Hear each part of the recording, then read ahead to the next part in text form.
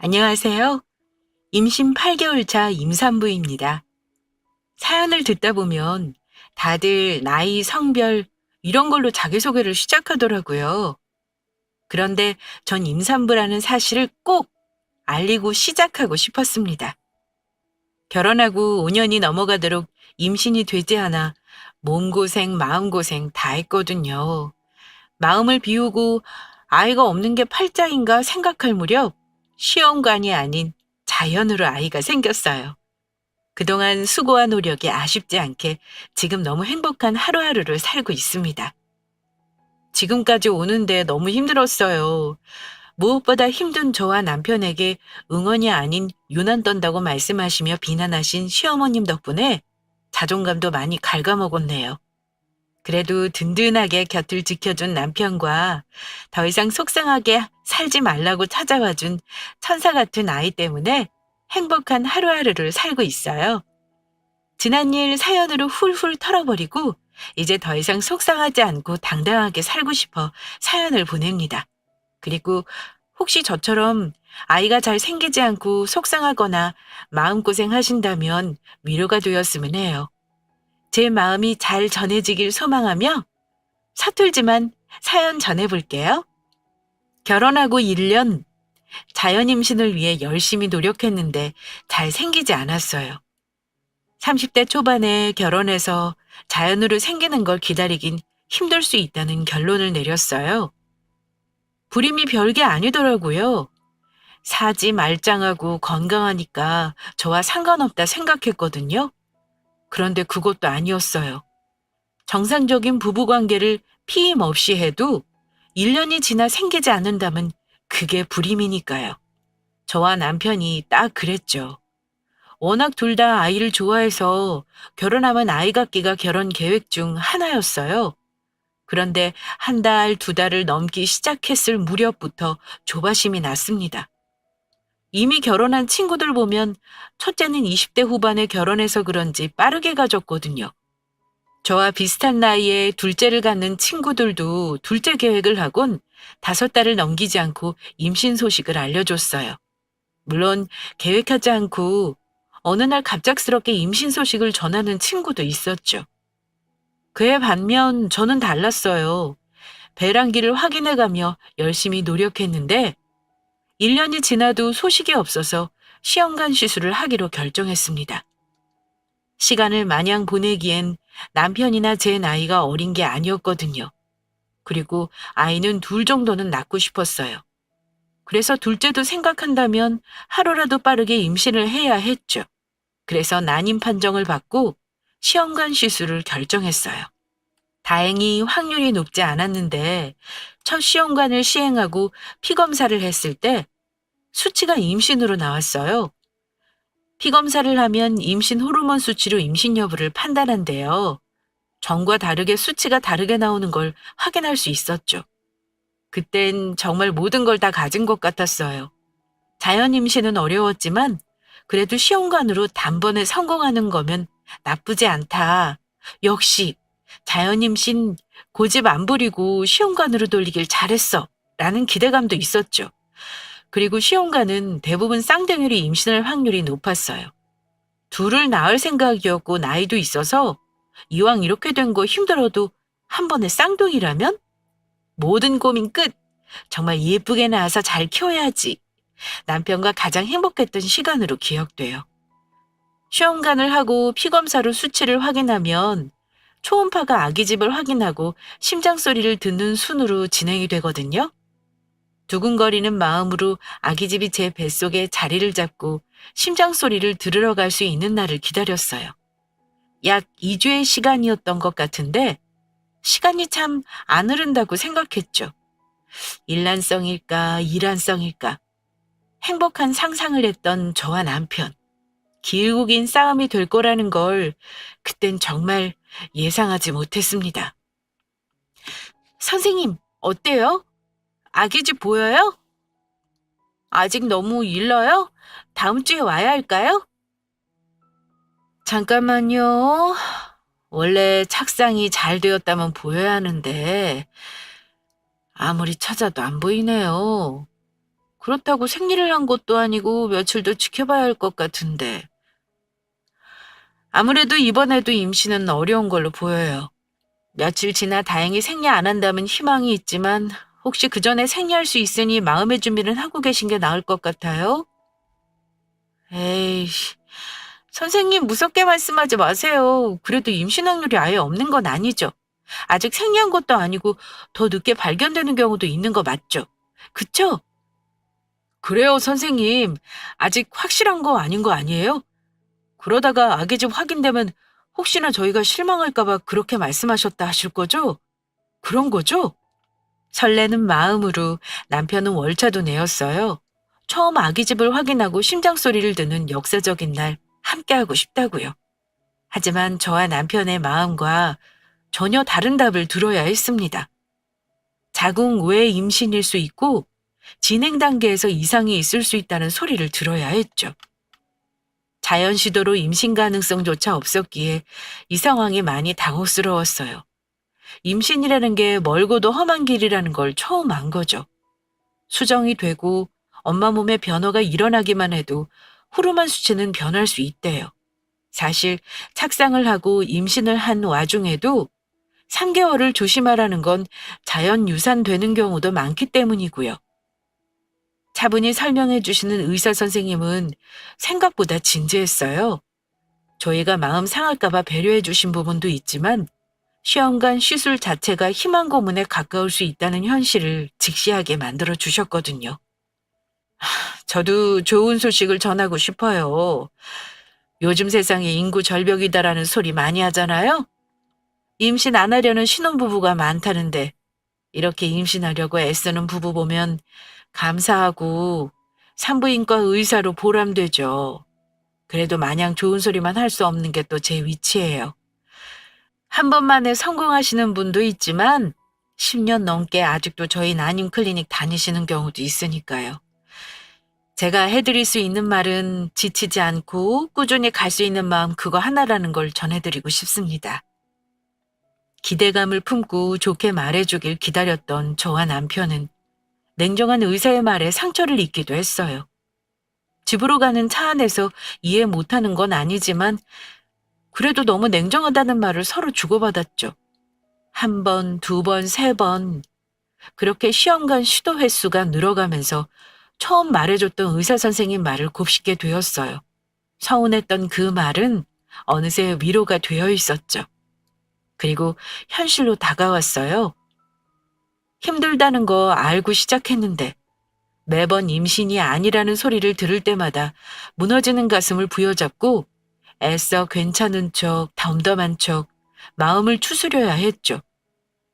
힘들고 긴 과정을 거쳐도 엄마가 될 수 있다는 그 결과 하나면 버틸 수 있을 것 같았습니다. 산부인과 대기실에 앉아 순서를 기다리면서 유모차를 끌고 오는 부부들을 볼 때면 정말 부러웠어요. 나는 언제쯤 유모차 끌고 아기 안고 올 수 있을까 생각했죠. 처음에 난임 시술을 받으러 병원에 올 땐 남편과 이야기도 많이 했어요. 첫 임신 소식을 듣기 전에도 설레임과 기대감이 컸으니까요. 그리고 금방이라도 임신하고 아기를 낳고 산부인과가 아닌 소아과로 다닐 것 같았어요. 하지만 한 번, 두 번, 세 번 횟수가 늘어가니 남편과 대기실에 앉아 있어도 서로 주고받는 말이 적었어요. 마치 합격자 발표를 듣는 기분이었거든요. 합격이라는 원하는 결과가 아니면 위로의 말을 건네기도 차가운 분위기. 산부인과 대기실에 앉아있는 저와 남편이 그랬습니다. 어떻게 됐니? 이번에도 또 꽝인 거야? 이게 벌써 몇 년째니? 너랑 상우 결혼한 지도 4년이고 시험관인지 뭔지 임신한다고 병원 드나든 것도 벌써 3년이 넘었다 얘. 그 말하면 안 생기는 거 아니니? 둘 다 문제 있는 것도 아니라며. 들어설 애면 벌써 들어섰겠다. 그거 아니면 누구 하나 애 못 갖는데 속이는 거 아니니? 이건 뭐 소식이라도 들려야 뭘 어떻게 하지? 상가집도 아니고 입 밖으로 내지는 못하고 쉬쉬하고 소식도 안 들려. 아주 피가 마른다 말라. 엄마는 말을 왜 그렇게 해? 아무리 답답하고 속상해도 당사자만 하려고. 솔직히 나도 병원에 가고 있지만 제일 힘든 건 지혜야. 다양한 검사에 시술에 몸 붓는 거 보면 안쓰럽다니까. 그런데 내가 대신 해줄 수 있는 것도 아니고 엄마가 이렇게 말하는 거 다 가슴에 남아. 안 보고 살 거 아니면 그런 말 하지 마. 가뜩이나 지혜 기죽어 사는데 엄마는 왜 그런 말로 애 눈치 주고 그래? 그렇게 시험관 쉬수라며 임신 결과를 기다린 게 어느덧 3년이 지나가고 있었어요. 다람쥐 쳇바퀴 굴러가듯 새로운 달이 되면 병원에 가 하나씩 임신을 위해 달려가니 시간이 가는 것도 제대로 몰랐거든요. 아니, 사실은 알고 싶지 않았어요. 긴 싸움이 될 것 뻔한데 시간이 중요할까 애써 외면하고 싶었습니다. 임신했다는 소식, 엄마가 된다는 사실 하나만 보고 앞으로 달렸으니까요. 그러면 어느 날 갑자기 시어머님이 역정 아닌 역정을 내셨어요. 그렇게 소식도 없는 거 왜 하는 줄 모르겠다고요. 그리고 저희 만날 때마다 상갓집에서 누구 죽었을 때 그 이야기 꺼내면 가족들 속상하니 아무 말 못하는 것처럼 꼭 지금 저희 집 분위기가 그렇다고 불편해 하셨습니다. 그러면서 혹시 임신 못하는데 임신할 수 있다는 기대로 시간 버리는 거 아니냐는 말까지. 정말 비수에 꽂히는 말들은 다 하신 것 같아요. 입 다물고 있었냐고요? 네, 그랬어요. 시험관 시술 3년 차쯤 되니 자존감을 갉아먹게 되었거든요. 건강상 이상이 있는 것도 아니라는데 아이는 들어서지 않고 소속이 없으니 답답했어요. 처음 시험관 시술 때 호르몬 수치가 올라갔던 적 이외엔 3년이 다 되도록 비슷하게 소식이 들렸던 적도 없었습니다. 정말 껍데기만 있는 채 버티고 있었다는 말이 그때 저를 표현하기 정확할 것 같아요. 어떻게 보면 산송장이 따로 없었죠. 거듭되는 시험관 시술에 저는 저도 모르게 지쳐가고 있었거든요. 지금은 그때 시어머님이 했던 말을 토시도 빼먹지 않고 사연으로 전하면서 화가 나요. 근데 정말 그땐 아무 말도 할 수 없었어요. 애 못난 죄인처럼 고개를 숙이고 있을 뿐이었죠. 그런 저를 대신해 화를 낸 건 남편이었습니다. 옆에 사람들은 말이라도 하지만 속상하고 몸도 상하는 건 저라고요. 그러니 그런 말 마시라고 단호하게 말해주는 남편이 참 고마웠습니다. 예, 울어? 우니? 누가 보면 이 시애미가 시집살이 시키는 줄 알겠다. 누가 너 시집살이 시키려고 그러니? 그렇게 안 생기니까 내가 볼 때도 너 힘들고 아파 보이고 밝고 환했던 애가 생기 없이 풀 죽어 있으니까 안쓰러워 그러지. 누가 애 낳으라고 등 떠밀든? 애 없어도 니네 둘만 잘 살면 된다고 그렇게 말했잖아. 코 죽어도 애 낳는다고 돈은 돈대로 써 몸은 몸대로 버려 시간은 시간대로 가. 지난 3년간 니네 여행은 갔다 온 적 있니? 부부 사이 대화는 제대로 하고? 거봐, 대답 못하지? 그게 그런 거다. 희망 고문이 뭐 별거야? 임신할 수 있을 거란 기대로 시간 버리고 돈 버리는 거지. 생길 애였음 진작 생겼어. 그만 포기하고 니네 살 길 살아.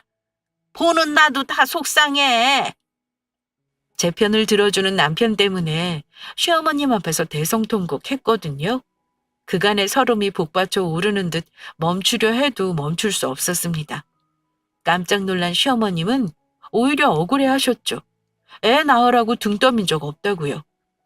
3년 동안 애 가지러 시도하면서 쓴 돈만 해도 얼마인 줄 아냐며 오히려 어이없어 하셨습니다.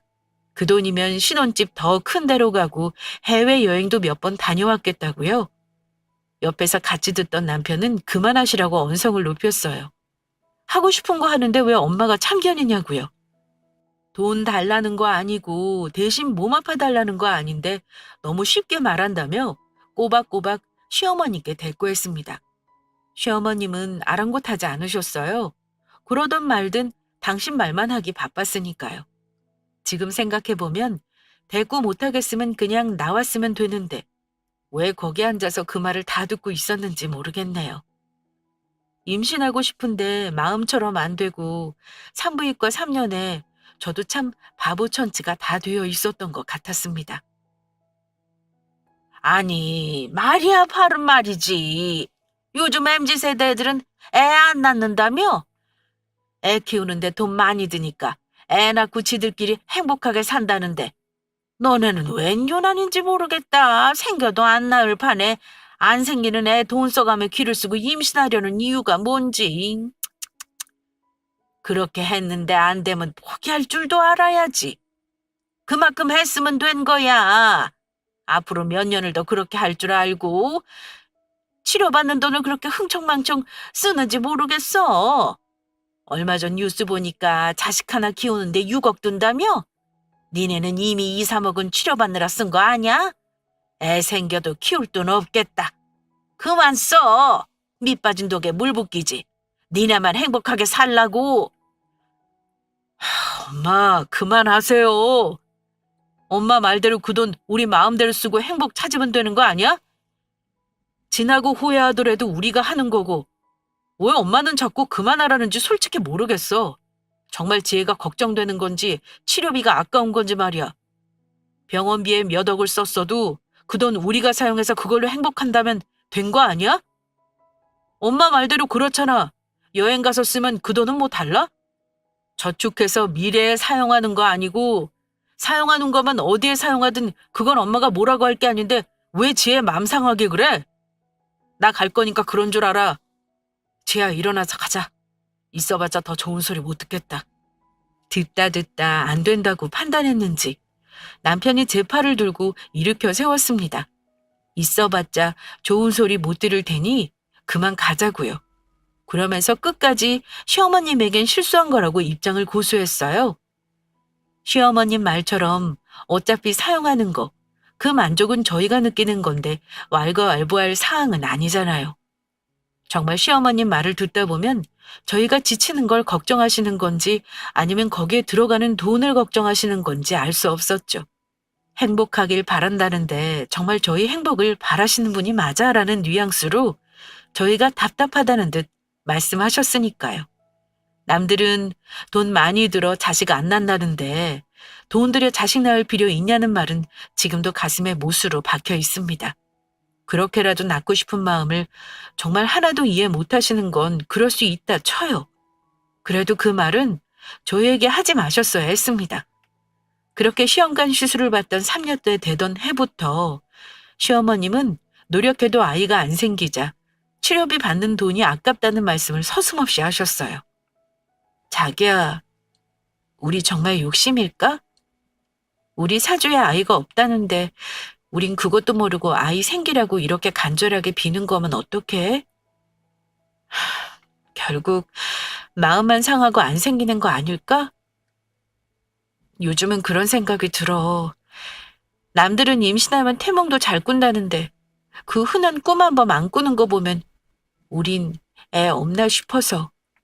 왜 그런 이야기를 해? 하고 싶은 거 하는 거지. 시도도 안 하고 시간 지나 한 살이라도 젊을 때 좀 더 해볼 걸 이런 후회하기 싫다며. 힘든 거 알고 시작했잖아. 그냥 묵묵히 가는 거지 뭐. 시험관 시술 후기 보면 다 그렇잖아. 포기할 때 찾아온다는 말도 있고 늦게 찾아와서 그만큼 더 소중하다는 말들. 이왕 결정한 거 가보자. 혹시 네가 너무 힘들거나 몸이 못 견디겠다 생각 들면 말해. 그렇게까지 널 희생하면서 아이 갖고 싶지 않아. 그렇다면 그건 정말 욕심이지. 우리가 행복해야 앞으로 우리에게 올 아이도 행복한 거니까. 길고 어두운 임신을 위한 불임 치료를 받으며 묵묵히 터널을 걸어가고 있었습니다. 원래 제 스타일이 그렇거든요. 무언가 내 의지대로 할 수 없을 땐 발버둥을 쳐도 소용없더라고요. 오히려 체력이 소진되고 마음이 더 상하고 그러니까요. 삶을 사는 오랜 노하우가 있는 건 아니지만 적어도 제가 살아온 30년의 삶은 그랬습니다. 힘들고 어떻게 할 수 없는 시기가 한 번쯤 찾아오면 그냥 바닥에 납작 엎드렸어요.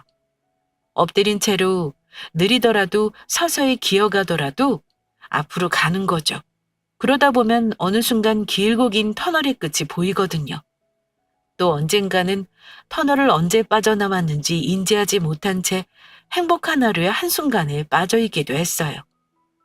임신 준비를 위해 3년간 묵묵히 다람쥐 쳇바퀴를 굴리듯 앞만 보고 간 제가 그랬습니다.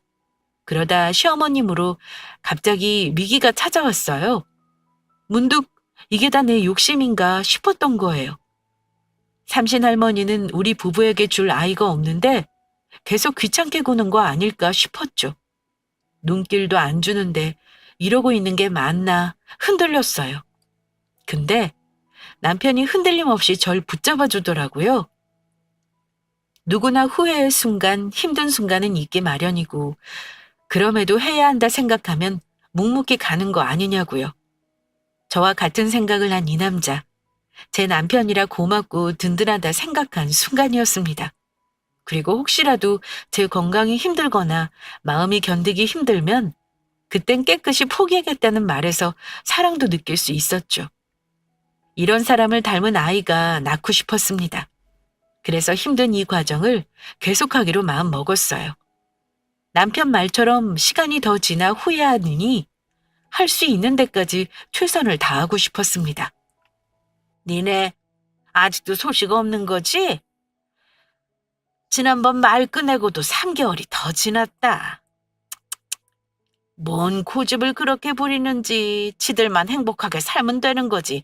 안 생기는 애 만드느라 돈 써. 마음은 마음대로 지쳐. 대체 누굴 위해 그렇게 기를 쓰고 고집피는지 모르겠다. 내 말 서운하게 듣지 말고 다 니네 생각해서 하는 말이니까 안 생기는 애 억지로 만들지 말고 이미 있는 애한테 잘하라는 거지. 괜히 엄마인데 돈 쓰고 고생하니까 내 답답해서 하는 소리다. 애미가 돼서 그런 소리도 못하니? 내가 남이야? 자식한테 이런 소리도 눈치 보고 해야 할 정도로? 아이고 아이고, 애 못 낳는 며느리가 상전이다 상전이야. 있는 애? 있는 애가 어딨다고 엄마는 이상한 소리하고 그래? 애가 있었으면 나랑 지혜가 산부인과 다니며 치료받고 있겠어? 뭔 말이 되는 소리를 해야지. 장손 유학 간단다. 우리 하나밖에 없는 장손. 애가 고등학생인데 벌써 지 하고 싶은 거 찾아서 유학 가서 공부 더 하고 박사학위도 따고 온다잖니. 얼마나 기특해. 아니 그렇잖아. 생기지 않는데 억지로 돈 쓰는 것보다 돈 필요한 장손에게 주면 좋은 거 아니야? 옛날에는 다 그랬어. 형제가 괜히 형제니? 다 한 뱃속에서 이어졌으니 다 같은 형제인 게지. 내 자식이 없으면 형애가 내 애고 그런 거지.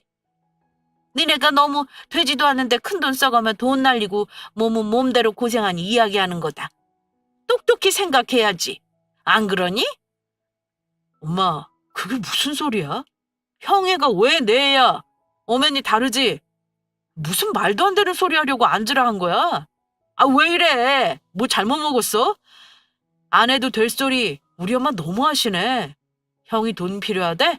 그래서 엄마가 나한테 그러는 거야? 아니면 앞으로 나 안 보려고 작정한 거야? 처음 말 꺼내기가 어렵지 다음은 쉬웠나 봅니다. 3년이 지나 뭐하고 힘들게 애 갔는데 돈 쓰냐고 말 꺼낸 시어머님은 그 후로도 틈만 나면 힘들게 뭐 하는 짓인지 모르겠다는 말을 하셨어요. 그래도 한 귀로 듣고 한 귀로 흘리기로 했죠. 그래서 사실 자주 뵙거나 전화를 드리지도 않았어요. 드려봤자 좋은 소리 못 들을 테고 마음 상할 거 없으니까요. 그래도 아예 안 보고 살 순 없으니 오랜만에 식사라도 할 겸 시어머님 집에 들렸습니다. 그랬더니 또 한 소리 하시는 거죠. 여전히 소식도 없는데 돈 갖다 버리고 있냐고요. 그러면서 한탄하듯 말씀을 이어가셨죠. 밑 빠진 독에 물 그만 부으래요. 그러면서 없는 아이 만들 생각 하지 말고 있는 애한테 잘해주라고 말씀하셨습니다. 옆에서 듣는 저도 놀랐어요. 애? 애가 있다니요? 라는 말을 그 와중에 저도 했으니까요. 그랬더니 시어머님이 하시는 말씀이 정말 가관이었습니다. 시아주버님 아이, 큰 조카를 두고 하는 말이었거든요. 남도 아니고 조카는 옛날이었으면 다 자식에 속했대요. 요즘 애들이 워낙 실리를 따지고 선을 그어서 그렇다면서 장손이 잘 돼야 우리 집안이 잘 되는 거라는 말도 덧붙이셨답니다. 뭘 그렇게 화를 내고 그러니? 내가 아예 없는 말을 하는 것도 아니고 내가 모르는 사람 도우래? 어디 기부하래? 장손이 남이야? 니네 이렇게 돈은 돈대로 쓰고 시간 지나서 돈도 없고 아이도 없으면 그땐 어쩌려고? 니네 제사밥 차려줄 애들은 있어? 길바닥에 돈 투럭으로 갖다 버리고 있는 거야. 니네가 하는 일이 지금. 근데 봐라. 그 돈을 장손에게 쓰면 그러면 어떻게 되는지 빤히 눈에 보이잖니. 장손은 공부도 잘해. 유학 가서 지하길 잘 살피려 해. 이럴 때 니네가 치료비에 버리는 돈 투자다 생각하고 장손한테 유학비를 보태주면 얼마나 좋아.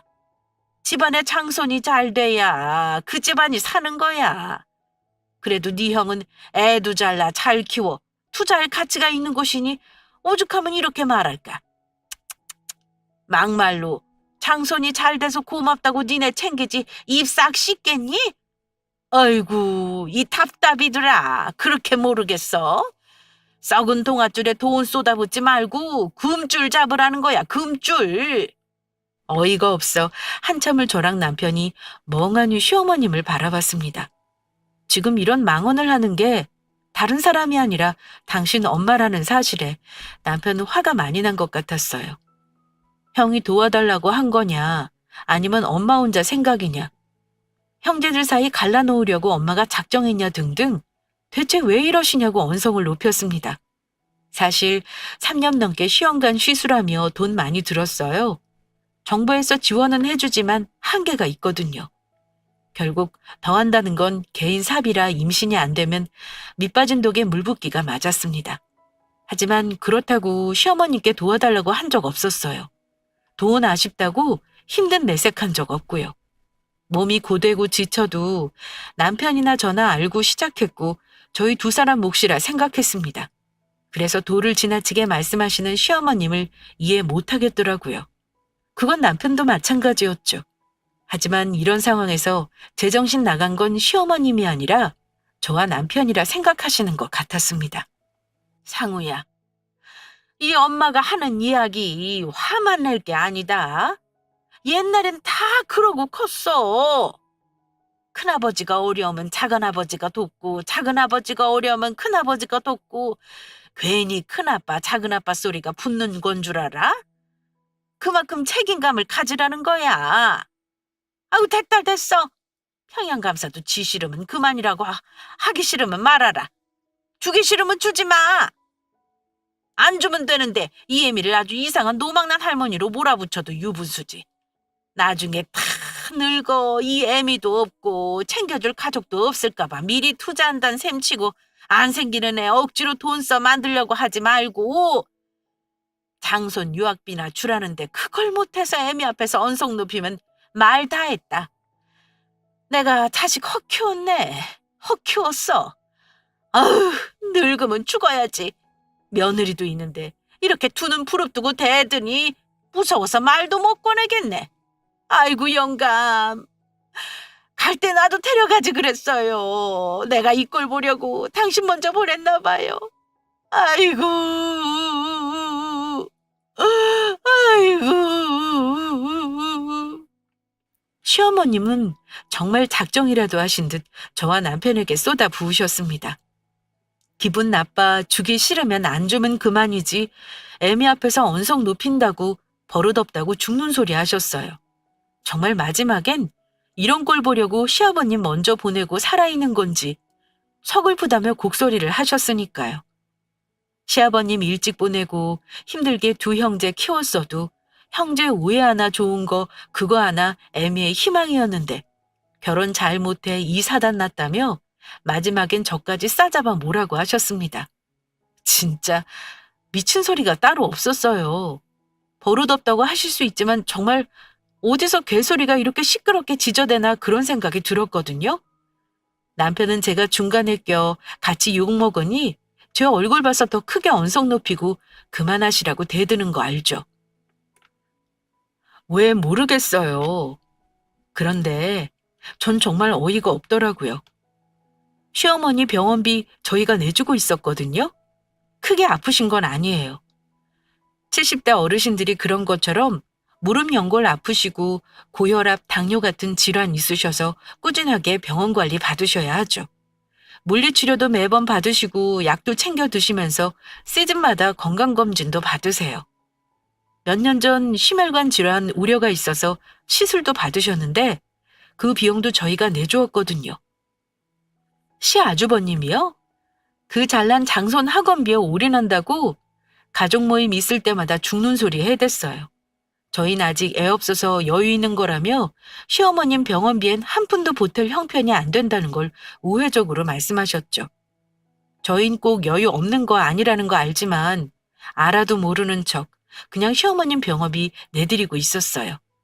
같은 자식인데 누가 더 내면 어떻고 안 내면 어때라는 마음을 가지고 있었거든요. 그리고 최소한 미안한 척이라도 하면 나중에는 또 다르겠지 하는 기대도 조금 있었고요. 그런데 그 모든 게 소용없다는 걸 시어머님이 말씀하시는 걸로 알게 되었습니다. 그냥 저와 남편은 시아주버님이나 시어머님이나 둘에겐 호구로 보였던 거죠. 이렇게 해도 흥, 저렇게 해도 흥, 죽는 소리 하면 해달라는 대로 해주겠지 싶은 마음 같았어요. 그렇지 않고서야 이런 말을 어떻게 서슴없이 하지 싶었거든요.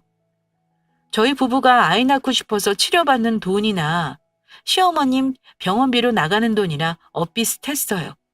저흰 한 달에 나가는 비용이 어느 정도 정해져 있으면 시어머님은 1년 통계로 봤을 때 검사, 약, 병원비 등등이 얼추 비슷했거든요. 정말 돈은 돈대로 쓰고 인간 대접 못 받는다는 게 저희를 두고 한다는 걸 그때 깨달았죠. 그리고 더는 그런 취급당하며 악담 듣고 기죽어 살고 싶지 않았거든요.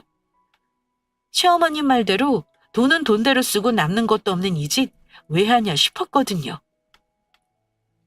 자기야, 화 그만 내. 어머님 말씀 들어보니 말씀 틀린 거 하나 없어. 우리가 너무 순진하고 착하게만 산 것 같아. 머리도 굴리고 상황도 살피고 해야 하는데 말이야. 지혜야, 그게 무슨 말이야? 화 많이 났어? 내 아들이지만 정말 눈치 없다. 이래서 여자들끼리 이야기해야 하나 봐. 안 그래? 지혜야? 예, 지금 네 마누라 하는 말 못 들었니? 내 말 하나도 틀린 거 없다잖니. 지혜는 내 이야기 듣고 계산 다 끝낸 것 같은데 너는 아직도 네 마누라 눈치 보고 이애미한테 눈 부릅뜨고 대들 생각부터 하는 거지? 이러니 아들 키워 필요 없단 소리 하는 거야. 안 그래, 지혜야? 어머님 말씀이 구구절절 다 맞아요. 왜 돈은 돈대로 쓰고 마음은 마음대로 상하는지 저 이제 안 그러려고요. 어차피 저희 애 생기는데 돈 쓰는 거 이해 못 하시니 어머님도 나이 들어 여기저기 아프신 거 당연한 거고 사람은 누구나 태어나면 죽는 건데 병원비 내드리는 거 의미 있나 싶어요. 어차피 돌아가실 텐데 버리는 돈 뭐하러 쓰나 싶네요. 그 돈이면 맛있는 것도 사 먹고 여행도 다니고 했을 텐데.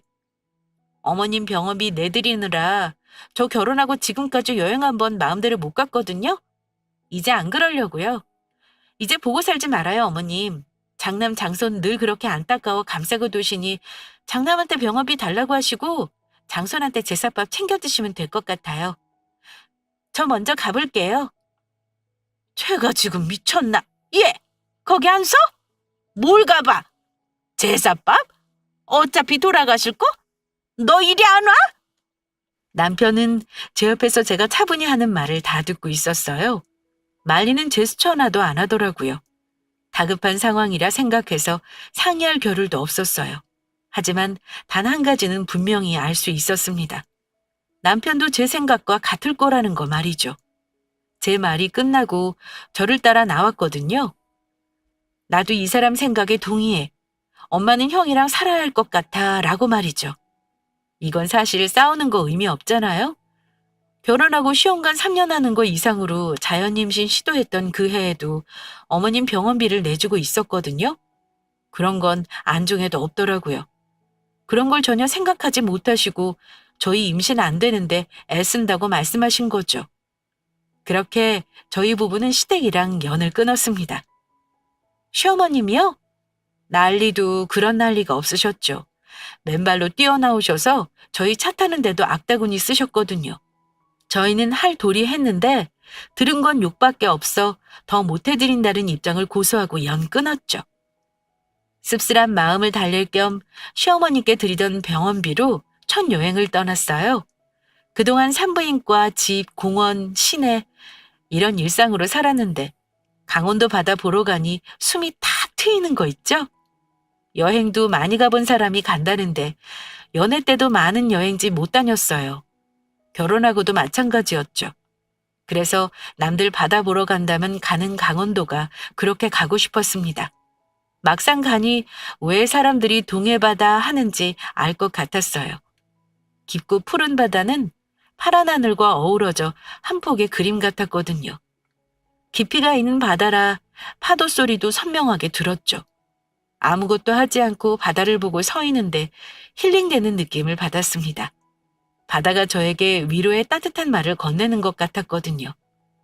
조바심 내고 쉬지 않고 앞만 보고 달린 지난 시간이 대견하다고 말이에요. 이젠 좀 편하게 가도 돼라고 위로해주는 것 같았습니다. 몸 지치는 거 모르고 시간 더 지나면 몸도 나이도 먹고 임신하기 더 힘들어진다는 것만 생각했던 것 같아요. 신기하게 시어머님이랑 연 끊고 마음의 평화를 찾았어요. 시댁 가면 늘 우리 장손하는 시어머님의 성화에 저도 모르게 대를 이어야 한다는 압박을 받고 있었나 봐요. 그리고 그러지 못한다는 현실에 늘 기가 죽었던 거죠. 대놓고 저에게 말씀하신 건 아니지만 분위기에 저도 모르게 많이 위축되었던 것 같아요. 알아요. 어쩜 자격지심일 수 있다는 건 말이에요. 그래도 참고 참다 마지막에 속 시원하게 연 끊고 나니 마음이 편해졌어요. 그리고 정말 신기하게 거짓말처럼 시어머님한테 속 시원하게 쏟아붓고 나온 지 정확히 3개월 뒤 그렇게 기다리던 임신 소식을 들을 수 있었습니다. 그것도 신기하게 자연 임신으로요. 처음 임신 소식을 들었을 때 얼떨떨했어요. 세상을 다 얻은 것 같은 기분이 들 줄 알았거든요. 그런데 아니더라고요. 진짜? 정말? 내가? 라는 의문이 가장 먼저 들었어요. 그렇게 기다리고 기다리던 소식인데 실감이 나지 않았어요. 꿈인가 싶었으니까요. 그 다음엔 여기에? 이 작은 배에? 아기가 자리 잡았다고? 싶으면서 눈시울이 붉어졌습니다. 가슴이 벅차 올랐거든요. 나에게 찾아온 작은 생명에게 너무 고맙고 감사했어요. 이 작은 생명을 책임지고 키워야 한다는 사명감은 이루 말할 수 없었고요. 세월이 아무리 흘러도 임신 소식을 들었을 때 그 웅장했던 마음의 울림은 오랫동안 기억에 남을 것 같아요. 산부인과에 누워 아기 집을 확인하고 심장 소리를 듣던 날, 남편과 전 두 손을 꽉 잡았습니다. 이제 시작이라는 사실. 그렇게 스타트선에 서고 싶었는데 설 수 없던 그 마음이 와 닿았다는 게 감사했거든요. 물론 임신만큼 육아 과정도 쉽지 않다는 걸 알아요. 알고 있지만 아이를 낳고 키우면서 많이 흔들리고 힘들어 하겠죠. 그때마다 이 사연 저장해 놓고 들으려고요. 내가 얼마나 너를 원했고 힘들게 가졌는데 라는 생각으로 마음을 다잡으려 합니다. 그리고 또 하나. 이제 꽃길만 걸으라고 임신한 거 축하한다고 많은 분들이 응원해 준다는 것도 믿고 있었거든요. 힘들고 긴 터널을 걸어와서 그런가 많은 사람에게 축하받고 응원도 좀 받고 싶습니다. 이제 겨우 관문 하나 통과했는데 저 좀 유난일까요? 그래도 오늘은 좀 들어주세요. 그렇게 힘든 임신 관문을 뚫고 무려 8개월 차거든요. 사연이 읽어질 때면 9개월, 이제 한 달만 있으면 아기를 만나요. 입체 초음파로 뱃속에 있는 모습을 봤는데 제가 낳고 싶다던 남편을 쏙 빼닮은 거 있죠? 두 눈을 감고 있었는데 콧매, 입매가 영락없는 남편이었어요. 쌍꺼풀이 있으면 저, 없으면 남편인데 이건 태어나야 알 수 있을 것 같아요. 그래서 출산 후가 너무 기다려집니다. 친정엄마는 뱃속에 있을 때가 제일 효자라는데 전 정말 빨리 만나고 싶거든요. 이제 한 달의 기다림이 지나면 아기를 만날 거예요. 그러고 나면 한동안의 제 자유는 사라지겠죠? 그리고 전 행복한 시간을 보내고 있을 거예요. 그러니 제 걱정은 이제 마시고 시청자분들도 항상 행복한 시간 보내시길 바래요. 그리고 누가 뭐라 해도 시간 지나 후회하기 전 하고 싶은 건 꼭 하시고 사셨으면 좋겠습니다. 그게 뭐든요. 저도 여러분을 응원할게요.